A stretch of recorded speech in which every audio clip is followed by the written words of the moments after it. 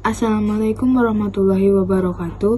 Perkenalkan, nama saya Marsha Nuradianita dari SMP PGRI 9 Jakarta, kelas 91. Di video kali ini, saya akan meresensikan salah satu buku fiksi yang sudah saya baca, yang berjudul Laut Bercerita, dengan judul resensi, Aktivis yang Ditenggelamkan di Laut. Buku Laut Bercerita dituliskan oleh Lila Salika Kudori dan diterbitkan pada tahun 2017 oleh Perpustakaan Populer Gramedia. Buku ini memiliki jumlah halaman 380 halaman, dan buku yang saya pegang ini adalah cetakan ke-8. Menceritakan tentang seorang biru laut yang bergabung pada sebuah kelompok Winatra dan Wirasena. Ia juga mengikuti banyak sekali acara unjuk rasa pada zaman Orde Baru.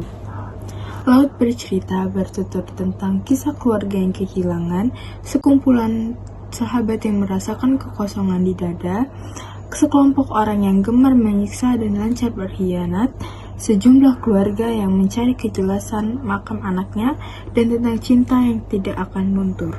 Biru Laut juga menempuh pendidikan sastra Inggris di UGM.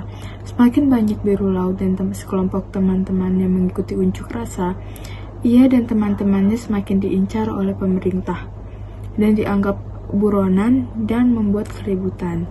Karena dicari oleh pemerintah dan menjadi buronan, biru laut pun terpaksa untuk berpindah-pindah kota dari Jogja, Semarang, dan kota lain-lainnya untuk bersembunyi. Namun persembunyian biru laut dan teman-temannya berakhir pada saat ia menempati rumah susun di Klender. Ia menempati rumah susun Klender itu berkat salah satu temannya yang bernama Gusti. Namun ternyata Gusti adalah pengkhianat dan ia bekerja sama oleh pemerintah untuk membocorkan keberadaan biru laut dan teman-temannya.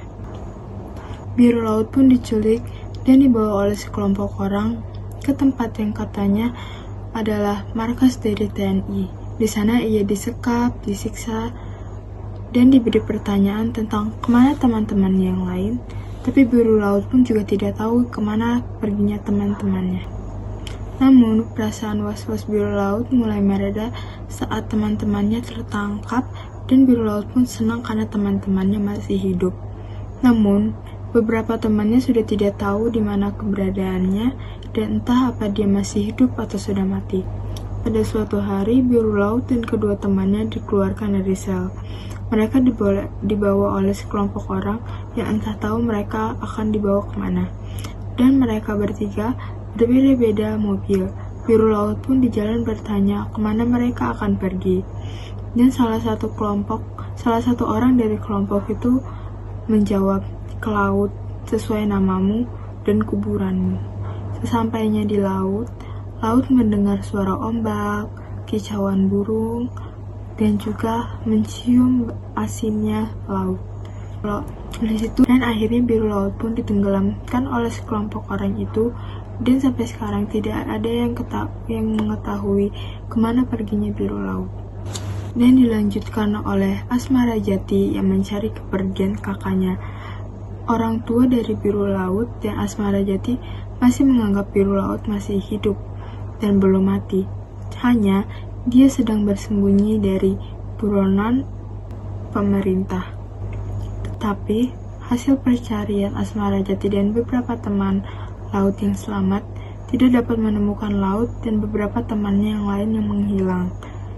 Dari situlah ia beranggapan bahwa laut dan teman-temannya sudah tenang di surga.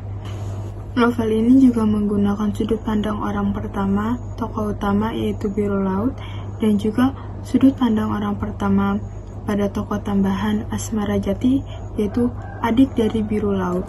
Kelebihan dari novel ini adalah kata-kata yang bagus dan juga tulisan yang bisa dirasakan oleh pembaca.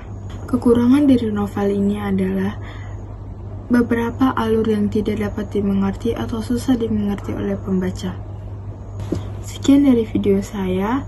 Wassalamualaikum warahmatullahi wabarakatuh.